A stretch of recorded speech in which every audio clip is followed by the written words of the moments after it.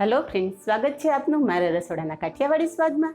હું ભાવનાબેન રાઠોડ. આજે આપણે બનાવશું ચણાનો લોટ ભરેલા વરાળિયા મરચાં. તો વરાળિયા મરચાં બનાવવા માટે અહીંયા અમે આ રીતના મોટી સાઇઝના 6 નંગ મરચાં લીધેલા છે. બને ત્યાં સુધી આ રીતના પાતળી છાલના મરચાં પસંદ કરવાના. તો મરચાં ભરવા માટે પહેલાં તો આપણે મરચાં સમારી લેશું. આ રીતે મરચાંમાં એક ઊભો કાપો કરવાનો છે. ઊભો કાપો કરી અને મરચાંમાં રહેલી અંદરની નસો અને બિયા આપણે અલગ કરી લેશું. જો તમારે મરચાંના બિયા ના કાઢવા હોય, કૂણા મરચાં હોય, તો એમ જ પણ તમે મરચાં ભરી શકો છો. આ રીતે થોડું ટેપ કરશો એટલે મરચાંમાં રહેલા બિયા બધા અલગ થઈ જશે. જો મરચાં વધારે તીખા હોય, આ રીતના કાપો કરી બિયા કાઢી લીધા પછી મરચાંને થોડીવાર મીઠાના પાણીમાં રાખવાથી મરચાંની તીખાશ ઓછી થઈ જશે. અને એથી પર સહેલો રસ્તો જોતો હોય તો થોડી ખાટી છાશ હોય તો ખાટી છાશમાં તમે મરચાંને રાખી શકો છો. થોડીવાર ખાટી છાશમાં મરચાંને રાખવાથી પણ મરચાંની તીખાશ ઓછી થઈ જાય છે. તો આવી નાની નાની ટિપ્સ આપણા કાઠિયાવાડી સ્વાદમાં તમને હંમેશા મળતી રહેશે. તો તમે વિડીયો ફોલો કરો અને તમારા ફ્રેન્ડ્સ ગ્રુપને શેર કરતા રહો. તો આપણા બધા મરચાંમાંથી આ રીતના કાપો કરી અને બધા બિયા અલગ કરી લીધા છે. હવે આપણે મરચાં ભરવા માટે મસાલો તૈયાર કરવાનો છે. એના માટે અહીંયા મેં અડધો કપ લોટ લીધેલો છે. 6 મરચાંમાં તમે અડધો કપ લોટ લેશો તો પરફેક્ટ માપ થશે. ઘરમાં રહેલી કોઈ વાટકી સેટ કરી અને તમે મરચાંનો મસાલો ભરવા માટે આ રીતના લોટ લઈ શકો છો. અને જો ચણાનો લોટ ન ભરવા હોય અને તમારે ઇન્સ્ટન્ટ મરચાં તૈયાર કરવા હોય તો ઘરમાં ભાવનગરી ગાંઠિયા હોય કે પછી ફાફડી ગાંઠિયા હોય એનો ભૂકો કરી અને તમે મરચાં માટેનો મસાલો તૈયાર કરી શકો છો. તો પહેલાં તો આપણે લોટને શેકી લેશું. તો મસાલો બનાવવા માટે આપણે એક પેનમાં તેલ ગરમ કરવા મૂકશું. અહીંયા મેં 2 ચમચી જેટલું તેલ લીધેલું છે. તેલને આપણે વધારે ગરમ કરવાની જરૂર નથી. કડાઈમાં તેલ નાખ્યા પછી તરત જ ચણાનો લોટ આપણે મિક્સ કરી દઈશું.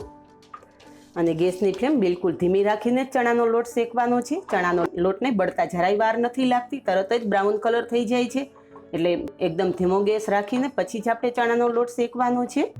આ રીતે જો તમને મસાલેદાર ભરેલા મરચાં મળી જાય તો શાકની પણ જરૂર ના પડે, એટલા સ્વાદિષ્ટ આ મરચાં તૈયાર થાય છે.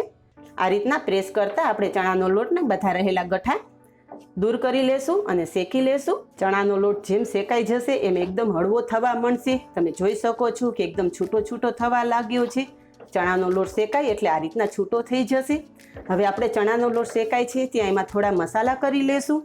ચણાના લોટ સાથે શેકવા માટે અહીંયા મેં 1 ચમચી જેટલા તલ લીધેલા છે. સફેદ તલ લીધા છે. તો લોટ સાથે આપણે તલ મિક્સ કરી દઈશું. અને 1 ચમચી જેટલી પીસેલી વરિયાળી લીધેલી છે. જો આ રીતના તમારી પાસે પીસેલી વરિયાળી ન હોય તો આખી વરિયાળી પણ લઈ શકો છો. એને પણ આપણે ચણાના લોટ સાથે મિક્સ કરી દઈશું. તો તલ અને વરિયાળીનો ભૂકો બંને ચણાના લોટ સાથે સરસ શેકાઈ જશે. તલ અને વરિયાળીથી આ મરચાંમાં એક અલગ જ સ્વાદ આવશે.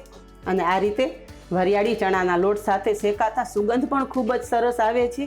તો હવે આપણી તલ અને વરિયાળી ગરમ લોટ છે એમાં જ શેકાઈ જશે. ગેસની ફ્લેમ બંધ કરી દઉં છું અને ગરમ કડાઈમાં આપણે એકાદી મિનિટ આ રીતે લોટને ફેરવશું.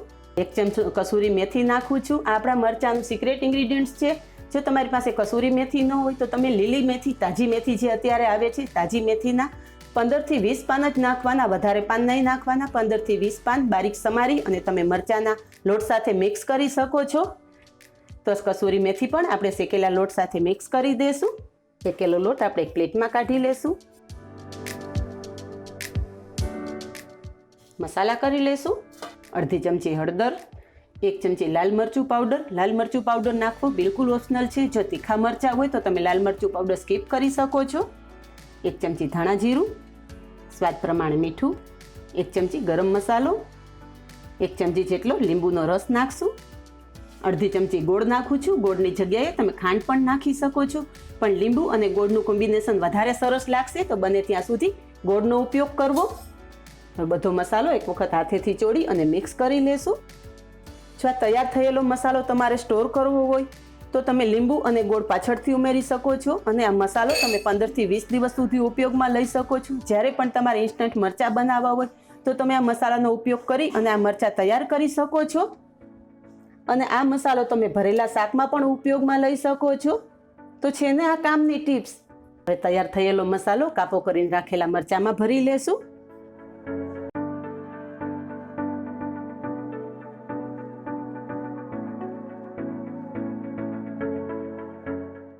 થોડું પ્રેસ કરી અને મસાલો ભરવાનો છે.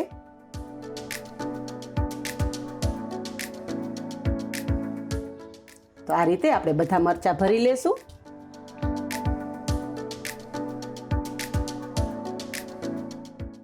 મરચાં બધા મસાલો ભરીને તૈયાર છે. આ મરચાં આજે આપણે આપણા દાદી નાદીના વખતમાં જે વરાળિયા મરચાં બનાવતા એ મરચાં બનાવવાના છે. તો મરચાં આપણે બાફી લેશું અને જે આપણે થોડો મસાલો વધેલો છે એ મસાલો આપણે આ મરચાં વઘારતી વખતે આપણે ઉપયોગમાં લઈ લેશું. તો મરચાં બાફવા માટે અહીંયા એક તપેલામાં મેં પાણી મૂકેલું છે અને જે આપણે લીંબુ નીચોવીને છોતરા વધેલા છે એ આ રીતે તમે પાણીમાં નાખી દો.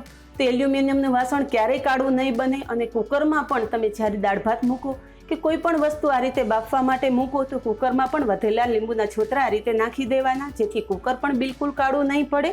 તો પાણી ગરમ કરવા મૂકી દીધેલું, ઉપર આ રીતને કાણાવાળું એક વાસણ મૂકી દેશું અને આપણે લોટ ભરીને રાખેલા મરચાં બાફવા માટે આ રીતને વાસણમાં મૂકી દેશું. એક પ્લેટ ઢાંકી દેશું અને 10 થી 12 મિનિટ આ રીતે મરચાંને બફાવા દેશું. જોઈએ હવે મરચાં બફાઈ ગયા છે. મરચાં આપણા ખૂબ જ સરસ બફાઈ ગયા છે. મરચાંને આપણે 10 મિનિટથી વધારે બાફવાના નથી. થોડા સોફ્ટ થાય એટલે આપણા મરચાં બફાઈ ગયા જ છે. તો ગેસ બંધ કરી દઉં. મરચાં ઉતારી લેશું. તમે જોઈ શકો છો કે લીંબુ નાખવાથી આપણું વાસણ બિલકુલ કાળું નથી થયું.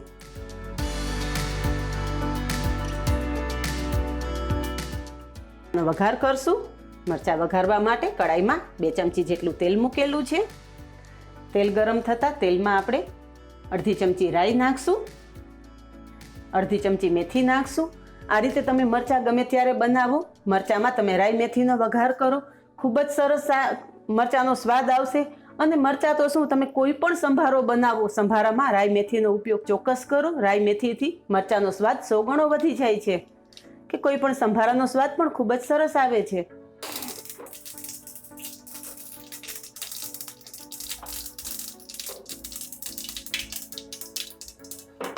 રાઈ મેથી ખૂબ જ સરસ કકડી ગયા છે.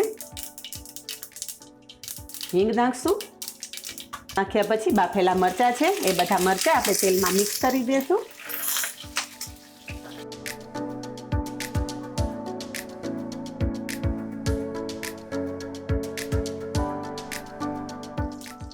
મરચાંને ફોકની મદદથી આ રીતે પલટાવી લેશું.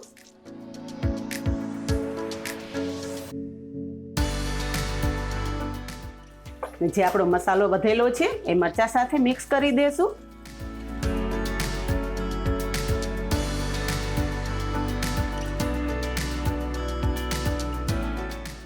તો બધા જ મરચાંમાં આ રીતે મસાલો સરસ કોટ થઈ ગયો છે અને મરચાં પણ ખૂબ જ સરસ તૈયાર થઈ ગયા છે. ગેસ બંધ કરી દેશું.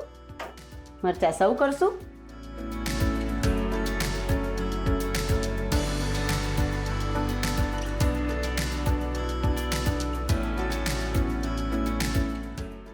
જે વઘારમાં આપણે મસાલો છાંટેલો એ મસાલો આ રીતે આપણે મરચાં ઉપર નાખી દઈશું. ઘરમાં રહેલા સિમ્પલ મસાલામાંથી બનતા સ્વાદિષ્ટ મરચાં તૈયાર છે. તો આ જ રીતે બનાવો અને મને કમેન્ટમાં જણાવો કે આપને મારી પરંપરાગત રીતે બનતા મરચાંની રેસીપી કેવી લાગી. આજે બસ આટલું જ. મળીએ નેક્સ્ટ વિડીયોમાં. ત્યાં સુધી બાય. Thank you.